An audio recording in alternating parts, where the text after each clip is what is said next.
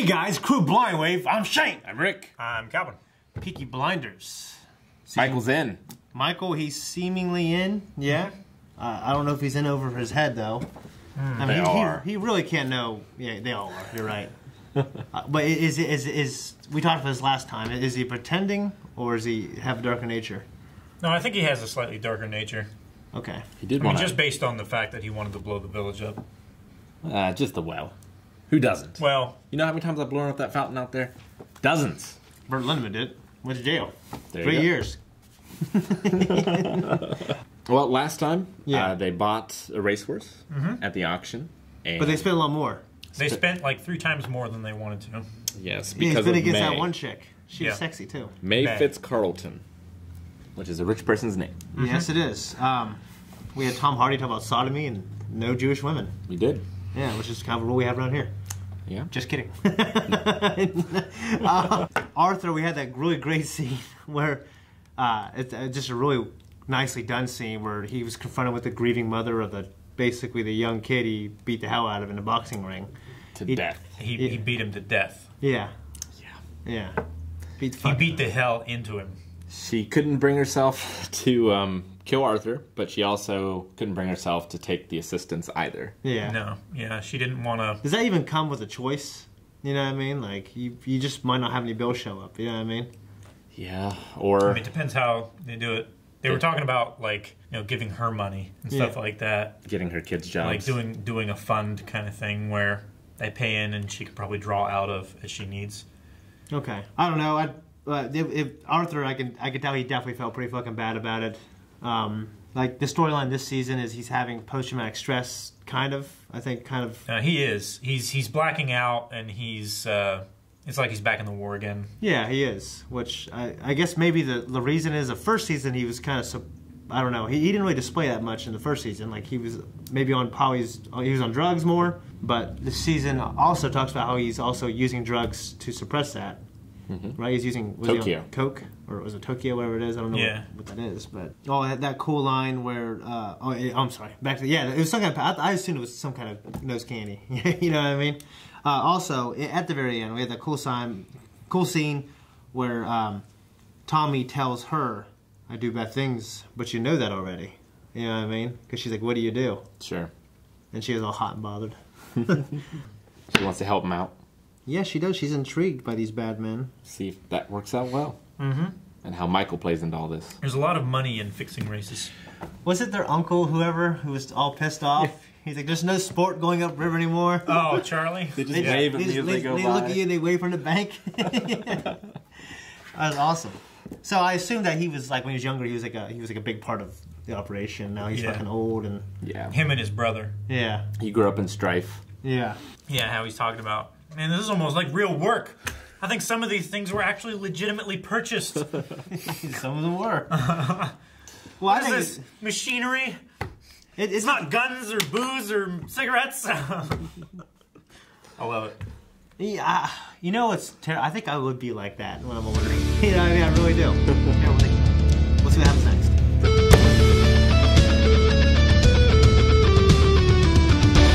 So they're shipping carburetors. Yes. Indeed. Okay. To Canada and the United States. Yep. Yeah. Parts which don't sound Canadian or American. What?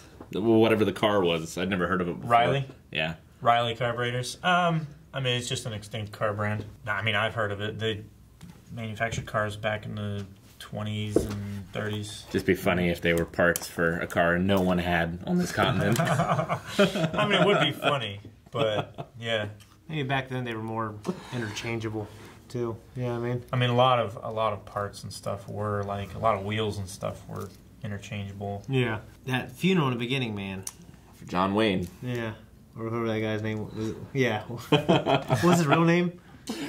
I don't remember his real name. It feels so bad when he got his throat slit, man. Yeah. I'd hate to go out like that. God. It's, in prison. Prison. No Man less. come up behind you in prison never ends well. No, it doesn't. Around here in the Wave Cave either. Yeah, Tommy just let himself get kind of slapped around because he felt like shit, I'm sure. Yeah, which led to a nice scene a little later on when he had blood on his hands looking at the Irish assassination Yeah. Yeah. So Campbell and the IRA were working together. Campbell, it seems like he's kind of heading it. They all want the same political opponent dead, but they don't want to make it look like it was a political assassination. So they're trying to get Henry Russell. Yeah. Yeah, Who's he's somebody that's probably pretty high up in the IRA. He's calling shots for war or whatever. Okay. And the ones that are peaceful with the king and they want to keep the peace and everything, they're going to get rid of him. He's got cops watching his place, so he knows he's in danger. Yeah. He knows he's a radical or attracts radicals, whoever he is. Yep. Yeah. Perhaps more important presently is the Italians and the Jews back together again. Yeah. Yeah, making peace. yeah, or like you said, or are they? I don't know. I don't feel like Tom Hardy's very Jewish. Not sure. Maybe I'm wrong. Because at that point, it's more than like, you know, being a religion, or it's like a culture of people. Yeah. This early on. Yeah, I mean, he didn't seem to have know. those kind of features. You don't seem very Filipino. I don't think anyone thinks that. How can you say that about him then? No, I think I was saying I think you're wrong. I think I seem Filipino. Most Filipinos know when they meet me. I got like 4 or 5 friends who are Jews, and they look like Jews. You know what I mean? I'm not trying to be mean, but you know. I just feel like you're judging him on his looks, which is something that we've gotten in trouble to in our history. I'm making. I don't think so. I'm not judging him. I'm just saying. You just did. I don't think he looks very Jewish to me. I don't think he's a poser. You know what I'm saying? I don't think he's like Tim Watley, who converted to Judaism. Just for the jokes. Yeah, just for the jokes. I'm saying the guy next to him, he seemed Jewish. Regardless, Tom Hardy. I did not think that Tom Hardy's performance of a Jew disrupted my entertainment of this episode. He is an... I didn't say that. You're strawmanning me. Like, no, Shane. I didn't say that you were. You're like, Shane, I don't hate I'm saying Jews. that it You didn't. know? I'm saying that it didn't bother me that Tom Hardy was playing a Jew character. He's an intimidating man, Yes. regardless. Yes, I love their conversations. Like, write that down. Yeah. Camden Road. Well, it's weird. I hear Bane kind of in his performance. You know what I mean? A little bit. It's funny. I don't hear Bane in his performance because I never saw his mouth move As Bane? as Bane. So I can't, like, when I see Bane, that's not Tom Hardy. That's Bane. If I can't see his mouth move and making the sounds, like, I see him as, what's his name from He's got a move. Warrior. Yeah, Where which he's great in the that too. brothers are fighters and stuff. Joel Edgerton. Yeah, Yeah. that's a great movie too. I can see that. You know, it's weird. but I Someone don't with like see- kind of a higher pitched voice sounds so scary. You know what I mean? Sure. Like the way he talks. It might just be an accent. If you had some asshole with like an American accent, I don't he'd know. sound like Aaron. I mean, If Aaron had an English accent, do you think he'd be scary? Moriarty had a high-pitched voice, and he was intimidating. I just think He was unsettling. Like the way he would look around. Aaron is unsettling. That's true. Just around women. You know what I mean? And some men. So Henry Russell, was that the name of the spy? No. No. That's That's the the guy name you're of supposed the- to assassinate. Who's the name of the spy who was killed and found the coal? Donald. Donald. Okay. Yeah, just He's dead. He's dead. Yeah, he's So- fucking dead. He got his proof. Yeah, he gave his proof. He's like, Yeah. Oh, there he he's is. fucking dead. Just put this in the furnace too, I guess. Yeah. That might be what was understood. It's like, here he is dead. Get rid of the evidence. Michael. Bless you. We had the conversation last episode in the beginning of this talk about does he legitimately have a little bit of darkness in him? He might, but it seems like he legitimately wants to help them go straight. Sure. Like Yeah. He says, I want to respect this family. Yeah. Which, does that say he doesn't really respect them now? Well, he wants to be able to respect the family. Like, make them respectable. Okay, yeah. I think. Yeah. Okay. More than anything. Yeah, so I think that also shows a little bit about his personality. Maybe. I mean, that's also the best way to sell it to Polly as well, I think. Oh, yeah, 100%. Yeah. But I felt like when he was talking to Tommy, he meant it. And he seemed troubled by the fact that, his actions led to fatal consequences Yeah. Yeah. for that very, bar. very terrible, fatal consequences. But yeah, I mean, Tommy's a very a war hero, but very accepting guy. Accepting of the gay guy, accepting of the black guy. James. Yeah. Yeah. I know it's kind of fast forwarding, but he got with May Carlton, dude. He did. dude, she's sexy. So good on him. You know what I mean? He had that silver tongue, just telling her, this is what I'm going to do. He's looking, he wasn't blinking. So hot and bothered. Now, they're also, do you think it's more for her of being a widow or more the conversation, I forget exactly. Fashionable. Yeah, who was having about it was being him fashionable. and Ada. That's right. Ada was, yeah. It's fashionable to have your kind around here. Yeah, dinner party isn't complete without a gangster for all the girls to fawn over. Yeah. I can imagine how lonely she would be. Like, that analogy of the lighthouse is, you know, great. Where she's keeping the fire burning, but the whole nature of a lighthouse is to keep everyone away. Yeah. Definitely. Yeah, every time I see a lighthouse, I walk towards it. Your place is cool. Like, I love lighthouses. You go on Instagram, all kinds of lighthouse pictures on there. Like, I was in Fiji. Yeah. Like, everyone loved this White House. Lighthouse. Yeah, I mean, but I'm sorry, Rick. What you were saying, that was pretty sad. She just basically starts crying there on the spot. The house is huge. That is a gigantic house. Oh, I love how her guest wing is much bigger than my house. Yeah. You know what I mean? Yeah, because it's like an afterthought. You know what I mean, back then, houses were built intending to have many guests over like that because transportation was shitty, you know? If there was any kind of bad weather, you had to wait like a week, and they just have a part of their house for you. Yeah. It's an impressive place, but she's no John Cena. No. So I think my new favorite character, just like side character like the Groot. Well, I love Curly, the horse guy. Curly? I like him. I like Charlie. Yeah. But Curly, I like Curly too. Curly is cool, man. He is cool.